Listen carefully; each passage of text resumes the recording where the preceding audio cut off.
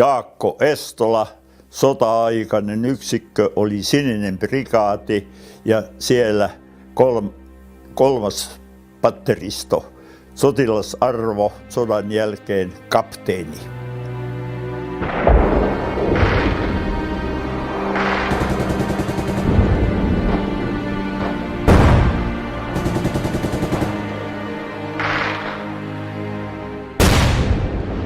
Päivän muistan hyvin tammikuun 16.43. Oli tullut lunta edellisenä päivänä, jo sitä edellisenä päivänä haudat oli täyttyneet ja minua koitettiin ampua jo silloin edellisenä päivänä, että luoti pamahti ihan tuossa korvan vieressä ja sen tietää, että silloin kun tulee hirveä kova ääni, ihan kuin vieressä olisi, niin luoti ei mene kovin pitkältä. Seuraavana päivänä oli taas Korsusta toistasataa metriä oli matkaa sinne tulejohtopaikkaan, niin rauhallisesti meni ja ajattelin, että näkösuoja on tässä kohtaa. Ja en pitkälle ehtinyt käydä, niin pamaus kävi taas. Minähän putosin siihen lumeen, että verta tuli suuhun ja mä ajattelin, että jaha, että tämä on mennytkin sitten vähän pahemmin, mutta ihan melkein normaali olo oli, vaikka mies oli siinä sitten ammuttu. Se osui kauluslaattaa. Siinä oli Vänrekin tähti, sai niin kuin toisen tähden siitä pikkusen sen alapuolella.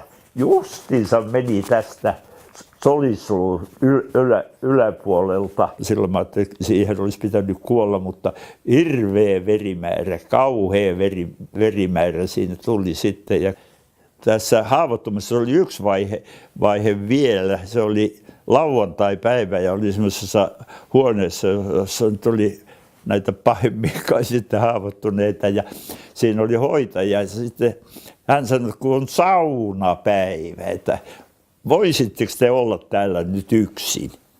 No me kaikki, siinä oli 4 miestä, kaikki oli mukaan hirveän hyväkuntoisia. Sanottiin, että totta kai me tässä pärjätään ja kun se Lotta oli siitä lähtenyt, niin mua alkoi kutittaa. Kauheasti täällä kurkussa kutitti ja normaalisti ihminen sanoi, että mutta ei voinut ajatellakaan, ei voinut minkään näköistä röhinää, päätä ei voinut kääntää, ei lihakset toiminut, kun halusin katsoa naapuria, niin tästä otin kiinni sitten ja kädellä ohjasi ja silloin minulla oli hätä. Oli hirveä hätä, että millä mä saan ilmaa. Sitten kun hoitaja tuli, niin pääsi kertomaan, että tässä nyt ei henki kulje.